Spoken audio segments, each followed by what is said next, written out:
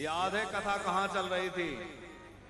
सिलाद मुनि ने श्रेष्ठ पुत्र की प्राप्ति के लिए 1000 दिव्य वर्षों तक कठोर तप किया।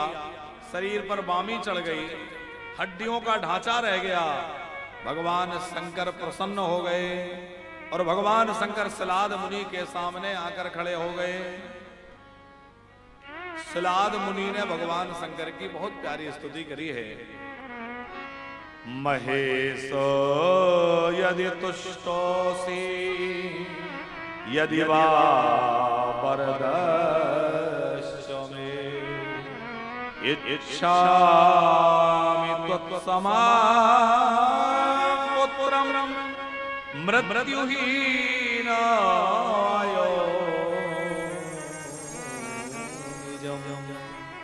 हे महादेव, यदि आप सचमुच मुझ पर प्रसन्न हैं और मुझे वरदान देना चाहते हैं तो मेरी एक ही इच्छा है कि मुझे आपके समान पुत्र हो, जो मृत्युहीन हो और अयोनिज हो। महादेव मुस्कुराए, आप सरे से खोजा कहा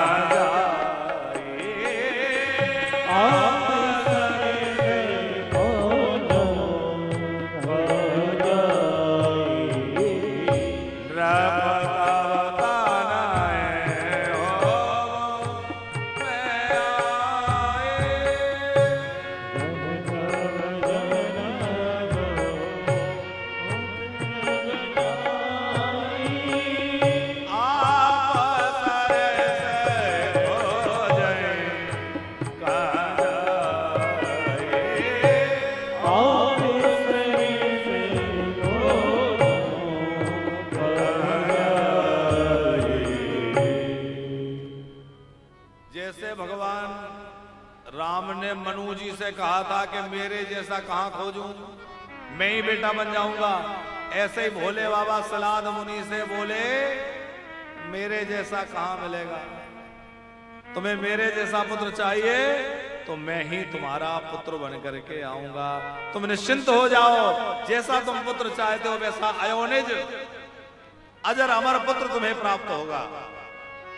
भोले बाबा अंतर ध्यान हो गए। सिलाद मुनि यज्ञ के लिए भूमि का खनन कर रहे थे, भूमि जोत रहे थे। और भूमि खोदन करते समय, भूमि को जोतते समय उस भूमि के अंदर से ही चतुर्भुज स्वरूपधारी, त्रिशूलधारी, बड़ा दिव्य तेज संपन्न एक बालक प्रकट हो गया। बोले नंदिकेश्वर महाराज की जय। वही बालक नंदी जी कहलाया। 4 भुजाएं थी, बागांबर लपटा हुआ है, बड़ी दिव्य विभूति चिपकी हुई है, अर्धचंद्र मस्तक पर सुशोभित हो रहा है, जटाजूट से बालक सुशोभित है, अक्षमाला को धारण किए हुए है, हाथ में त्रिशूल है। मेघ गरजने लगे, मंद मंद फुहार पड़ने लगी, पुष्पों की वर्षा होने लगी, गंधर्व गायन करने लगे, अप्सराएं नृत्य करने लगी, देवता दुंदुभी बजाने लगे, चारों ओर हर्ष का वातावरण हो गया। देवता जय जयकार कर रहे हैं और नंदी जी के जन्म का बड़ा भारी उत्सव प्रकट हो गया है। बोले नंदिकेश्वर महाराज की जय। देवताओं की दुंदुभी बजी, अप्सराएं नाच रही हैं, बड़ा जोर का उत्सव वहां हुआ है। अथ ब्रह्मादयो देवा देवपत्न्याश्च सर्वसा तत्रा जगमुष्य सुप्रीत्या हरिश्चैव शिवोऽम्बिका। ब्रह्मा, विष्णु, शिव, सब देवता अपनी अपनी शक्तियों के सहित वहां पधार गए। बड़ा भारी उत्सव वहां होने लग गया और उस उत्सव के बीच में उस बालक का नामकरण हुआ। बोले इसके प्रकट होने से सबको आनंद हुआ है, इसलिए इस बालक का नाम नंदी रखा जाएगा। बोले नंदीश्वर महाराज की जय। बालक के 4 भुजाएं थी, त्रिशूल आदि धारण किए हुए था। सब देवता उत्सव मना करके वहां से विदा हुए और नंदी जी ने एकदम साधारण मनुष्य का शरीर धारण कर लिया, छोटे बालक बन गए साधारण। इसको देख के पिताजी को थोड़ा क्षोभ हुआ कि ऐसा क्यों हुआ, बालक चतुर्भुज था, बड़ा दिव्य तेज संपन्न था, ये साधारण बालक बन गया। तो मित्रा वरुण जी ने आकर समझाया कि ये बालक बड़ा ही तेजस्वी है। लेकिन मित्रा वरुण जी ने एक बड़े आश्चर्य की बात कही कि यह बालक अल्पायु है। अब तो सलाद मुनि बड़े दुखी हो गए कि मैंने तो अजर अमर पुत्र मांगा था और ये मेरा पुत्र अल्पायु कैसे हो गया। बालक नंदी ने कहा, पिताजी आप चिंता मत करिए, मैं देवों के देव महादेव, कालों के काल महाकाल की आराधना करूंगा, जिससे मेरी आयु कभी क्षीण नहीं होगी। नंदी जी ने शिव आराधना प्रारंभ की। प्रत्येक प्रदोष को, शिव चतुर्दशी को शिव जी का पूजन करने लगा। भगवान महादेव प्रसन्न हो गए, वरदान मांगो, बोले मुझे अपनी शरण में रख लो। तब से भोले बाबा ने नंदी को अपना मुख्य गण बना लिया और कहा कि तुम्हें कभी ना बुढ़ापा होगा न कभी मृत्यु होगी, तुम सदा सर्वदा मेरे साथी बनकर के मेरे साथ में रहोगे। तब से नंदी जी भोले बाबा की सेवा में रहने लग गए। ये नंदी जी साक्षात शिव स्वरूप ही हैं, शिव जी ही नंदी बन के आए। इसलिए नंदी जी में और शिव जी में कोई भेद नहीं समझना चाहिए। भोले बाबा के गले में जो मुंडों की माला थी वो भगवान शंकर ने उतारी और नंदी जी के गले में पहना दी। बाद में मरुत की पुत्री सुयसा के साथ में नंदी जी का विवाह हुआ। नंदी जी का विवाह भी हुआ है, नहीं आप समझो कि नंदी जी ऐसे ही हैं। आप लोग कहेंगे वो आरती में गाते हैं नंदा ब्रह्मचारी, ऐसा गाते हैं ना, ये नंदी जी नहीं, वो नंदा अलग है। जिन्होंने वो आरती लिखी है वो नंदा नाम के ब्राह्मण काशी के थे, वो ब्रह्मचारी थे, तो उन्होंने लिखा है नंदा ब्रह्मचारी। लेकिन ये नंदी जी जो हैं इनका विवाह मरुत की पुत्री सुयसा के साथ में हुआ है। आगे काल भैरव के अवतार की कथा है। एक समय सभी देवता सुमेरु पर्वत पर एकत्रित हुए और वहां विष्णु जी, ब्रह्मा जी आदि सब थे। आपस में चर्चा हुई कि अविनाशी परम तत्व कौन है। ब्रह्मा जी ने कहा इसमें क्या विचार करना, हम ही हैं, अरे हम सबको पैदा करते हैं, हम ही सबसे बड़े अविनाशी हैं, सबके मालिक हम ही हैं। विष्णु भगवान मुस्कुराए, बोले देखो आपकी बुद्धि मूढ़ हो रही है, आप नहीं है, मैं सबका पालन करने वाला हूं और जो पालन करता है वो सबका पिता होता है, जन्म देने वाला पिता नहीं होता। देखो 5 प्रकार के पिता की चर्चा हमारे धर्मशास्त्रों में आई है। जन्म देने वाला पिता, शिक्षा या विद्या देने वाला पिता, आजीविका चलाने वाला पिता, मृत्यु से बचाने या भय से छुड़ाने वाला पिता। तो इस तरह से 5 प्रकार के पिता की चर्चा शास्त्रों में है। भगवान विष्णु बोले मैं पालन करने वाला हूं, पालन करने वाला भी पिता, तो मैं सबका स्वामी हूं। ब्रह्मा जी ने और विष्णु जी में दोनों में परम तत्व को लेकर के विवाद हुआ। तो देवताओं ने कहा कि वेदों से पूछना चाहिए, वेद इसका निर्णय करेंगे, क्योंकि वेदा प्रमाणं सर्वत्र प्रतिष्ठा परमा पिता यूयं वदनं विस्त्रब्धं किमेकं तत्त्वमव्ययम्। सही क्या है गलत क्या है इसका प्रतिपादन तो वेद ही कर सकते हैं, क्योंकि वेदा प्रणहितो धर्म, वेद जो कहें वही धर्म है और वेद जिसको कहें वही परम तत्व है। तो वेदों से पूछा जाए तो ऋग्वेद, चारों वेदों से यहां पूछा गया, सबकी अलग अलग व्याख्या है, सबने सबको ही परम तत्व कहा। ऋग्वेद कह रहे हैं यदन्तं स्थानि भूतानि यथा सर्वं प्रवर्तते यदायोः परमं तत्त्वं सरुद्रस्त्वमेक एव।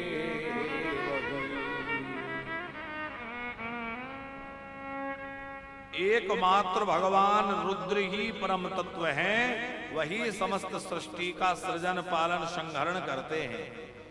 उन्हीं की शक्ति से ब्रह्मा सृजन करते हैं, उन्हीं की शक्ति से ब्रह्म विष्णु पालन करते हैं, वही रुद्र रूप में सबका संहार करते हैं, वह महादेव ही परम तत्व हैं। अब यह बात जब ब्रह्मा जी ने सुनी, उन्होंने कहा कि नहीं नहीं, हम नहीं मानते, मैं ही परम तत्व हूं। वो भूतनाथ कैसे परम तत्व हो सकता है? वो भूतों में रहने वाला, नंग धड़ंग घूमने वाला। इतना कहा, भगवान शंकर जो है ब्रह्मा और विष्णु के मध्य पहले जैसे हमने सुनाया था ज्योति रूप में प्रकट हो गए। ब्रह्मा जी ने उसमें रुद्र रूप का दर्शन किया और ब्रह्मा जी क्या बोले, अरे मेरा बेटा है, डरो मत तुम लोग, ये मेरा बच्चा ही तो है, मेरा बेटा है रुद्र, मेरे ही भौं से तो प्रकट हुआ है। शिव जी को क्रोध आ गया, भगवान शंकर ने भैरव को प्रकट किया और भैरव ने प्रकट होकर के क्रोध किया और भैरव जो है ब्रह्मा जी का मस्तक काटने के लिए आगे बढ़े। पांचवा सिर भैरव ने ब्रह्मा जी का काट दिया। ब्रह्मा जी शरण में आए। शिव जी ने कहा, तुम्हें देखकर काल भी डरेगा, इसलिए तुम्हारा नाम काल भैरव होगा, काल भैरव नाम से तुम विख्यात हो गए।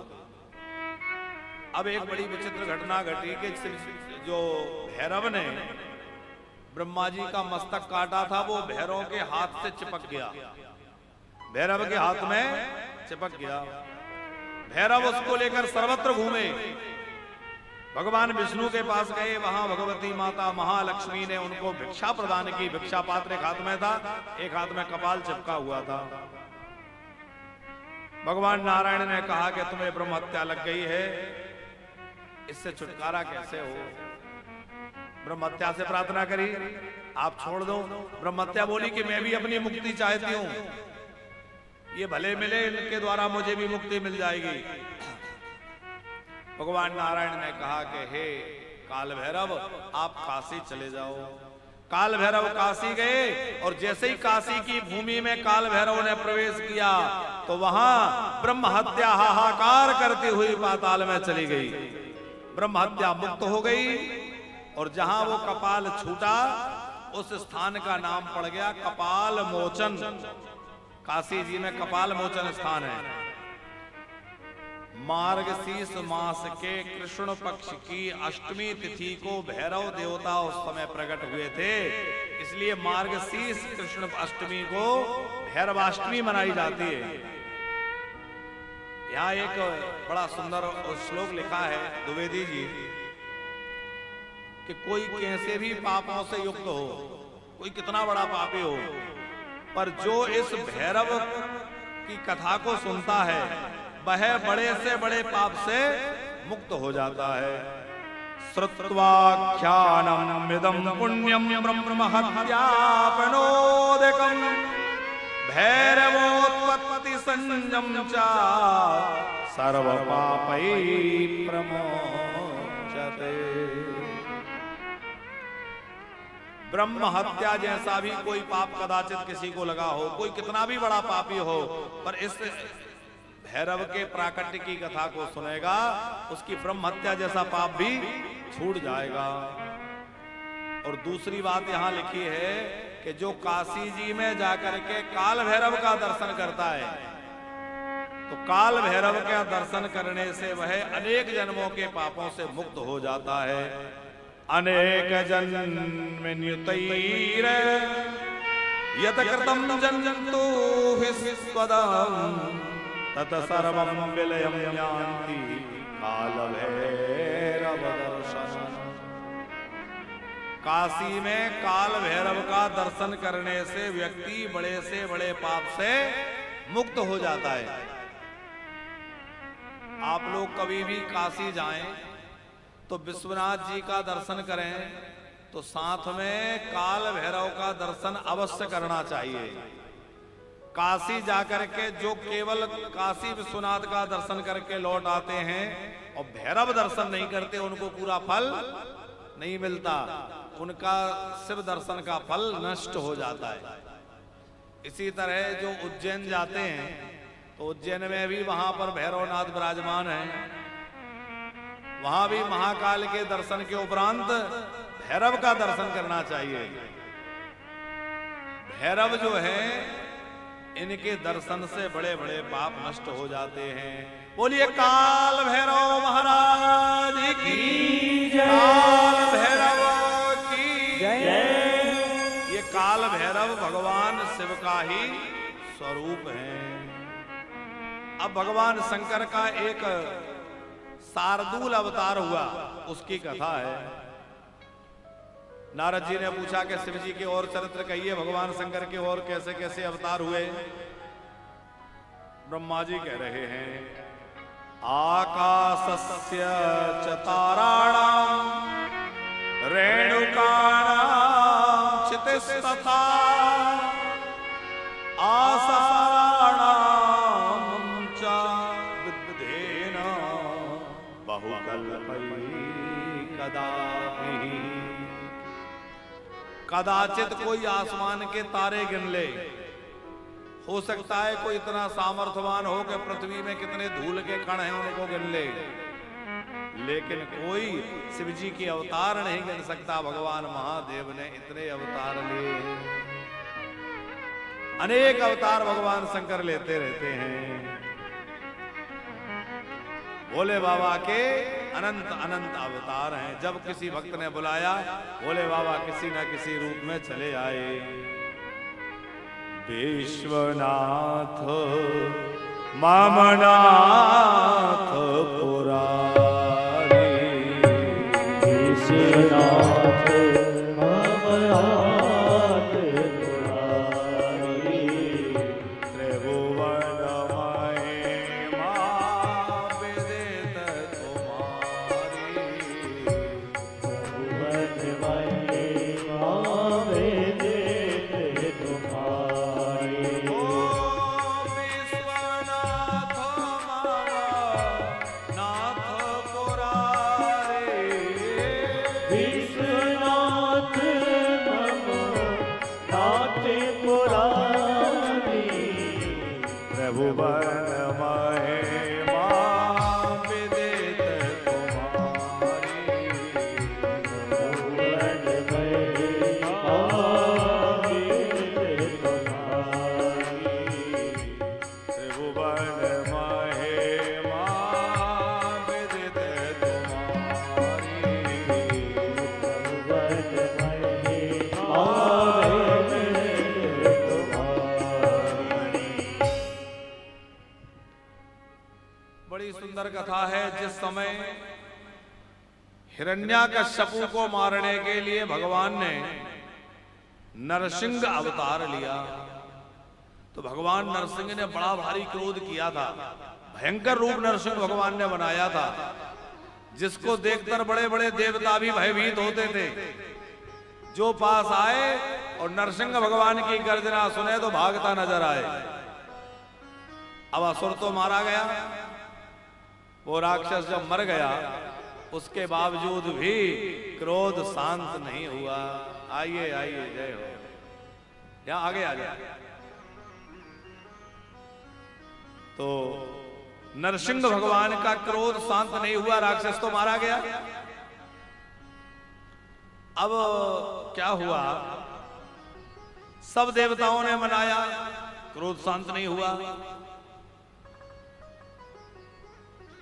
यदि क्रोध नरसिंह भगवान का शांत नहीं होगा तो प्रलय आ जाएगी, सारी सृष्टि को समाप्त कर देंगे। इसलिए इनका क्रोध शांत होना चाहिए। तो हिरण्याकश्यपु तो मारा जा चुका है, अब इनका क्रोध कैसे शांत हो।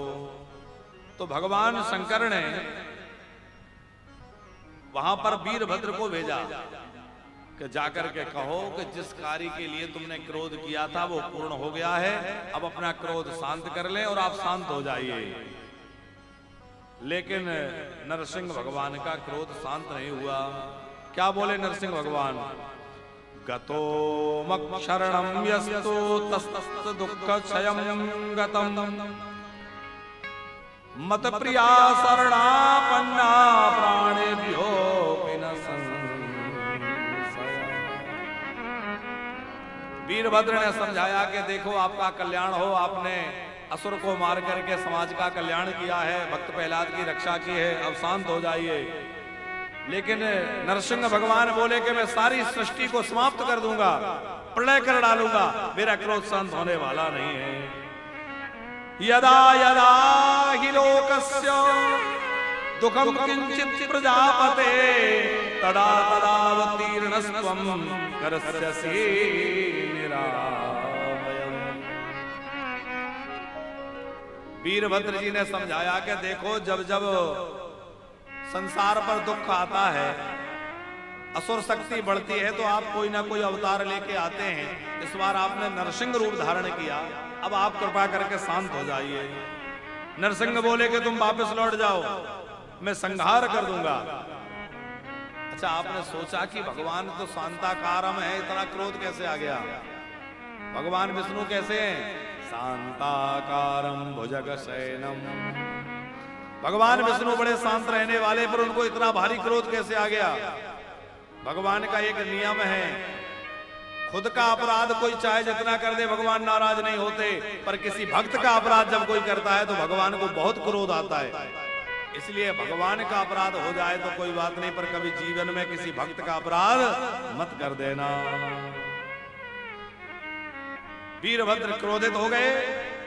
उन्होंने कहा कि तुम्हें बड़ा अभिमान हो गया है, तुम घमंडी हो गए हो, तुम सब तत्व को नहीं जानते।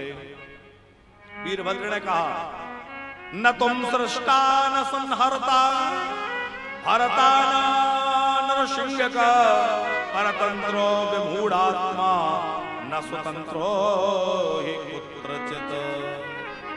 ना तो तुम सृष्टा हो, न तुम संहर्ता हो, न तुम पालन करता हो। हे नरसिंह, तुम परतंत्र हो, शिव शक्ति के अधीन हो, शिव के अधीन होकर ही तुम सारा कार्य करते हो, इसलिए अब तुम शांत हो जाओ। नरसिंह ने वीरभद्र पर आक्रमण कर दिया। वीरभद्र के शरीर से महातेज प्रकट हुआ और उस महातेज में से भगवान शंकर प्रकट हो गए। बोले सत्यदेव शंकर भगवान की। भगवान शंकर ने संहार रूप धारण कर लिया, विकराल रूप भगवान शंकर ने धारण किया और वहां उसका नाम हुआ है सरब।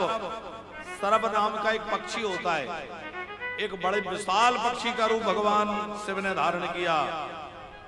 और जैसे बाज अपने पंजे में किसी को उठा के ले जाता है ना, ऐसे सरब रूप धारण करके भगवान शिव ने नरसिंह को अपने पंजे में दबा लिया और उड़ के चले गए। बड़े लंबे समय तक अपने पंजे में नरसिंह को सरब रूप में भगवान शिव दबाए रहे। बाद में उनको छोड़ दिया और कहा कि देखो तुम अपना अभिमान त्यागो, क्रोध त्यागो, मेरी इच्छा से तुमने ये सब लीला की, अब तुम्हें ये सब नहीं करना चाहिए।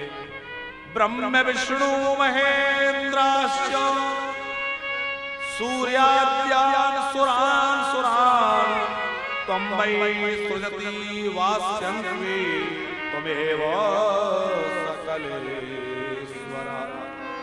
सब देवताओं ने भगवान शंकर की स्तुति की, हे महादेव, आप ही ब्रह्मा विष्णु महेश को शक्ति देने वाले, सूर्य चंद्र आपसे ही प्रकाशित होने वाले हैं, आप जरा शांत हो जाइए, अब क्रोध मत करिए।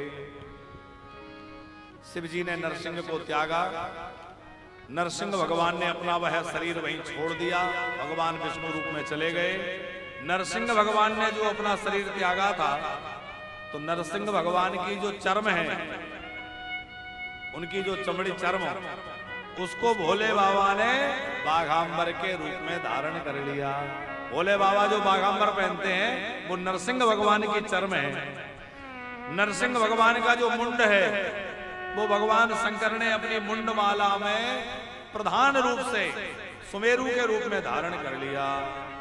जो इस कथा को पढ़ता और सुनता है उसकी फलश्रुति लिखी है, उसको नवदा भक्ति प्राप्त होती है। तैरेव पठत्वं च श्रोतव्यं च शिवात्मभिः नवदा भक्तिदं दिव्यं अनन्ताः कर्णबुद्धिदं। जो इस सर्व अवतार की कथा को सुनेगा उसको नवदा भक्ति प्राप्त हो जाएगी। बोले सत्यदेव शंकर भगवान की जय। आगे हनुमान जी के रूप में किस प्रकार भोले बाबा प्रकट हुए वह कथा है। पिप्पलाद जी का चरित्र है। पिप्पलाद जी के बाद में महानंदा वैश्या का एक प्रसंग है। फिर 12 ज्योतिर्लिंग की कथा है। तो कल आप लोगों को कथा विश्राम है। कल 12 ज्योतिर्लिंग की कथा सुनाई जाएगी कि 12 ज्योतिर्लिंग के रूप में भगवान शंकर किस किस प्रकार से विराजमान हुए, कैसे कैसे भगवान शंकर 12 ज्योतिर्लिंग बने। कल श्रावण सोमवार भी है, कल सोमवार है ना, तो कल मिट्टी के शिवलिंग बने और कल मिट्टी के पार्थेश्वर शिवलिंग बना करके और पार्थिवेश्वर शिवलिंग का अभिषेक करें। और जो हमारे मनकामनेश्वर महादेव विराजमान है, जिनका आप लोग नित्य प्रति अभिषेक कर रहे हैं, उनका भी अभिषेक करें। तो हमारे यहाँ भगवान महादेव जी तो अब विराज गए हैं। हम वानप्रस्थियों का, हम सब लोगों का सौभाग्य है जो वानप्रस्थ से जुड़ा हमारा परिवार है।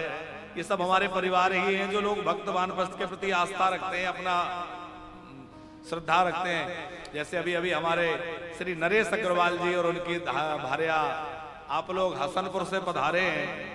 आप लोग पूरा परिवार वानप्रस्थ के प्रति अत्यंत समर्पित है। पिछले वर्ष गुरु पूर्णिमा में आप लोगों ने बड़े सुंदर भागवत की कथा करवाई, तब से पूरा परिवार पूरे समर्पण भाव से, यद्यपि इनके दीक्षा गुरु हम नहीं हैं, दीक्षा तो इन्होंने पहले ले रखी है, फिर भी ये पूरी तरह गुरु भाव रखते हैं और पूरा परिवार बड़ा आदर करते हैं, बड़ा प्रेम रखते हैं। अभी हम बीच में अवकाश था तो इन लोगों का बड़ा आग्रह था तो हसनपुर गए। इन सब लोगों ने बहुत आदर किया, इतना सत्कार किया कि देखकर मन गदगद हो गया। बहुत सत्कार किया, बड़ा प्रेम रखा। तो आज आप दोनों दंपत्ति पधारे हैं, बहुत बहुत स्वागत है। तो हम आपसे कह रहे थे कि जो भी वानप्रस्थ परिवार के प्रति जुड़े हुए हमारे भक्त लोग हैं, सबके लिए अब राम राजा सरकार विराजमान हो ही गए हैं। राम राजा सरकार विराजमान हैं, हमारे महादेव जी विराजमान। अब देखो, राम राजा सरकार तो बैठना था बैठे हुए दरबार में, पर संयोग से जिस दिन ठाकुर जी विराजना था उसी दिन कोई ऐसी घटना हुई कि वो जो प्रतिमा आ रही थी, जो आने वाली थी, पहले तो विलंब हुआ और आते आते कुछ गड़बड़ हो गई। तो फिर तुरंत व्यवस्था में ये ठाकुर जी जो विराजे हैं, विराजना इन्हीं को था। लेकिन अब जैसे ही ये चातुर्मास पूर्ण होगा, दिवाली के बाद शुभ मुहूर्त आएगा, तो वो विग्रह भी आके रखे हुए हैं। आपने देखा होगा 6 नंबर कमरे में वो राम दरबार पूरा रखा हुआ है। बैठे हुए राम जी, जानकी जी, हनुमान जी, वो सब पूरा दरबार आ चुका है वो भी। तो ये दरबार विराजना था, ये विराज गए। अब ये है कि इनको कहाँ विराजमान करें, ये तो आ चुके हैं। तो फेज 2 जो बन रहा है, वानप्रस्थ धाम फेज 2 में ये दरबार पहुंच जाएगा, ये वहां विराजमान होंगे। और वो दिव्य दरबार जो आया हुआ है यहाँ के निमित्त, तो वो दिव्य दरबार जैसे ही देव उठनी एकादशी के बाद शुभ मुहूर्त शुभ लग्न होगा, तो उनको फिर यहाँ पे प्रतिष्ठित किया जाएगा। अभी इसलिए ये तुरंत व्यवस्था में ये ठाकुर जी विराजे। पर राम जी तो राम जी हैं, सेवा करिए भाव से। जो शिवलिंग विराजमान है, ये नर्मदा जी से आए हुए शिवलिंग हैं। इनका नाम नर्मदेश्वर महादेव। तो इनका अभिषेक करने का बड़ा महत्व है। हमने बीच में कहा, नर्मदेश्वर महादेव में आवाहन, विसर्जन, प्रतिष्ठा की आवश्यकता नहीं होती।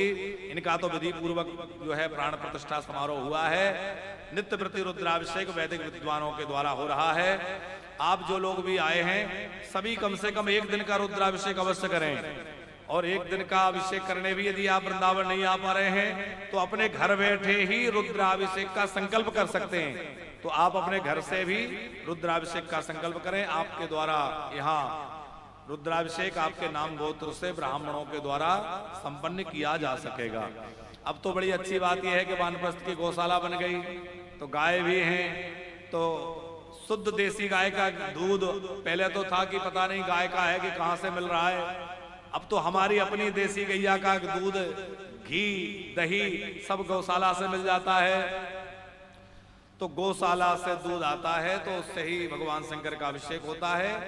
आप लोग भी यहाँ अपने नाम गोत्र से रुद्राभिषेक करा सकते हैं। कोई महामृत्युंजय आदि कराना है तो वो भी यहाँ संकल्प करा के, नवग्रहों का अनुष्ठान, महामृत्युंजय अनुष्ठान, अथवा कोई भी वैदिक पूजा या वैदिक अनुष्ठान आपको कराना है तो आप यहाँ संपर्क कर सकते हैं। विधि पूर्वक वैदिक विधान से आपका पूरा अनुष्ठान यहाँ से वैदिक विद्वानों के द्वारा कराया जाता है। यहाँ से विद्वान भेजे जाते हैं। जैसे आप अपने घर में भी कराना चाहें, आपको कोई बढ़िया विद्वान उपलब्ध नहीं हो रहे, तो यहाँ से वैदिक विद्वान भेजे जाते हैं और बढ़िया विधि विधान से वहाँ अनुष्ठान होता है।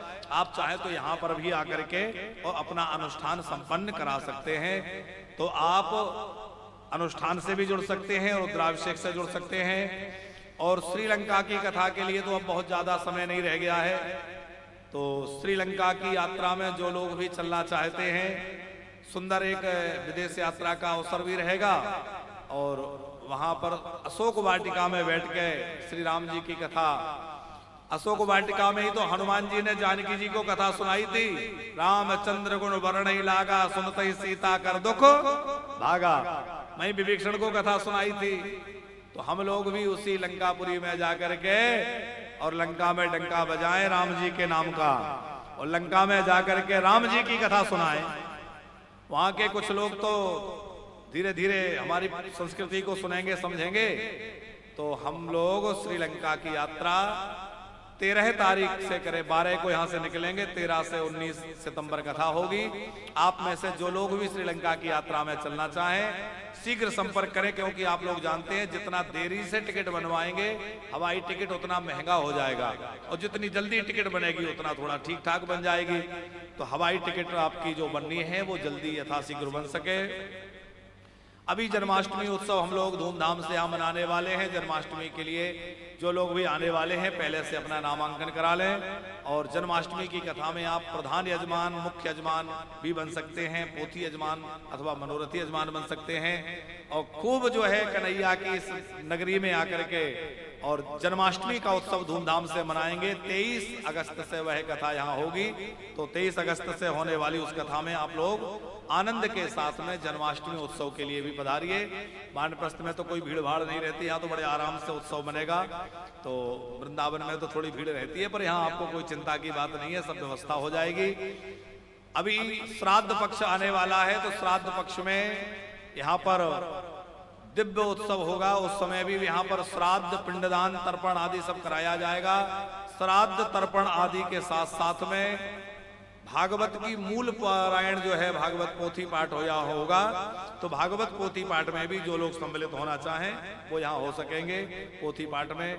और कल हमने निवेदन किया था गोचर भूमि के लिए, कुछ गोचर भूमि क्रय की जा रही है, तो उसमें आप 1 गज, 2 गज, 5 गज भूमि अपनी ओर से यदि देना चाहें तो वृंदावन में ये सौभाग्य आप लूट सकते हैं। देखो, जो भूमि आज हम लोगों ने यहाँ ली है, इस भूमि में बैठ के लगातार सत्संग हो रहा है, शिव जी का अभिषेक हो रहा है, इतनी पूजा हो रही है, इतने साधु संत भोजन प्रसाद ग्रहण कर रहे हैं, इतने संत महापुरुष आ रहे हैं। तो जिस भूमि में इतना सब धर्म कर्म चल रहा है उसका फल उनको भी तो मिलेगा जिन्होंने इस भूमि में योगदान दिया, इस भवन में योगदान दिया। तो निर्माण कार्य भी चल रहा है। अभी वानप्रस्थ धाम जो फेज 2 है, फेज 2 में मंदिर के निर्माण का कार्य चल रहा है। मंदिर निर्माण में यहाँ फेज 1 में तो ऊपर काम चल ही रहा है, आप लोग देखते हैं, छत डल रही है लगातार, माताओं का हॉल बन रहा है और आप लोगों के कमरे बन रहे हैं, वानप्रस्थियों के लिए कमरों की छत डल रही है, तो कमरे और हॉल सब तैयार हो रहा है। वानप्रस्थ धाम फेज 2 जो बन रहा है वहां मंदिर निर्माण हो रहा है। शिव मंदिर के लिए तो भोपाल से श्री राजीव लोचन श्रीवास्तव जी हैं जिन्होंने शिव मंदिर का बीड़ा उठाया है, और श्री राधा कृष्ण मंदिर के लिए हरिद्वार से श्री कृष्णलाल जी जो हैं, श्री कृष्णलाल अग्रवाल जी, उन्होंने राधा कृष्ण मंदिर के लिए अपनी कुछ सेवा देने के लिए संकल्प किया है। अभी वहां दुर्गा जी का जो मंदिर बनना है, क्योंकि बीच में राधा कृष्ण होंगे, एक और शिव परिवार होगा, एक और माता जगदम्बा होंगी, तो देवी मंदिर के लिए अभी कोई आगे नहीं आया है। तो देवी मंदिर आप बनवाना चाहें तो देवी जी के मंदिर में अपना योगदान किसी प्रकार का देना चाहें तो वहां बनने वाला दुर्गा मंदिर मां कात्यायनी विराजमान होंगी, आप अपनी ओर से उस मंदिर में सहयोगी बन सकते हैं। अथवा जिन लोगों ने मंदिर के लिए कहा वो गर्भगृह बनवा रहे हैं, लेकिन मंदिर के आगे लंबी छत होगी जिसमें इतने सारे लोग रहें तो उनका कीर्तन, भजन, बैठना उठना, तो मंदिर का जो सत्संग हॉल है, मंदिर के और बाहर की व्यवस्था है, उस साज सज्जा में मंदिर के निर्माण कार्य में भी आप 5 ईंट, 11 ईंट अपनी ओर से लगा सकते हैं, 21 ईंट अपनी ओर से मंदिर में लगा सकते हैं। आप भी जब भी आश्रम आएंगे आपको भी लगेगा इस वानप्रस्थ आश्रम में मेरी भी 5 ईंट लगी हुई है, तो आप चाहे 5 ईंट लगाइए, 11 ईंट लगाइए, पर कुछ ना कुछ योगदान अपना वानप्रस्थ में लगाइए, ताकि आपको भी ऐसा लगे कि इस वानप्रस्थ आश्रम में मेरी भी 1 ईंट 5 ईंट लगी हुई है। और आप सबके सहयोग से ही ये आश्रम खड़ा होना है, ये मंदिर बनना है। मंदिर बनेगा तो जो वानप्रस्थी रहेंगे वहां बैठ के भजन कीर्तन करेंगे, भगवान का नाम सुमरण करेंगे, सत्संग करेंगे। यहाँ मंदिर बन गया तो कितने लोग कीर्तन करते हैं, आप देखते हैं प्रतिदिन कीर्तन होता है, उत्सव चलता है। अभी हरियाली तीज हुई, हरियाली तीज में ठाकुर जी का झूला लगा, तो झूला लगा तो ठाकुर जी जो है हरे हरे बैलून लगे, हरे हरे पत्ते लगे और हरियाली तीज का झूला झूल रहे हैं नित्य प्रति ठाकुर जी। संध्या के काल में अब यहाँ से ठाकुर जी जाएंगे तो झूला में बरात जाएंगे, तो शाम को झूला झूलते हैं, सवेरे झूला झूलते हैं। तो अब ये होड़ोला उत्सव चल रहा है ठाकुर जी का, श्रावण का। श्रावण में नित्य उत्सव हो रहा है, तो इसका दर्शन करने आप लोग पधारिए। और इसी तरह उत्सव वहां तो बड़े बड़े हिड़ोले डलेंगे, क्योंकि बड़ा मंदिर बन रहा है वानप्रस्थ में, तो वहां भी आनंद लेंगे। तो यहाँ जो आश्रम बन रहा है इसमें भी आप 1 ईंट 5 ईंट अपनी ओर से या सरिया सीमेंट किसी तरह का योगदान लगा करके और वानप्रस्थ के सहयोगी बन सकते हैं। वानप्रस्थ धाम फेज 2 में जो माता जी का मंदिर बनने के लिए अभी आप लोगों की आवश्यकता है, आप लोगों की प्रतीक्षा है, तो उसमें भी आप सहयोगी सहभागी बन सकते हैं। जिन लोगों ने अपना सहयोग प्रदान किया है उनके नामों की घोषणा के पश्चात भगवान शंकर की शिव महापुराण की आरती होगी। बोले सत्यदेव शंकर भगवान की जय।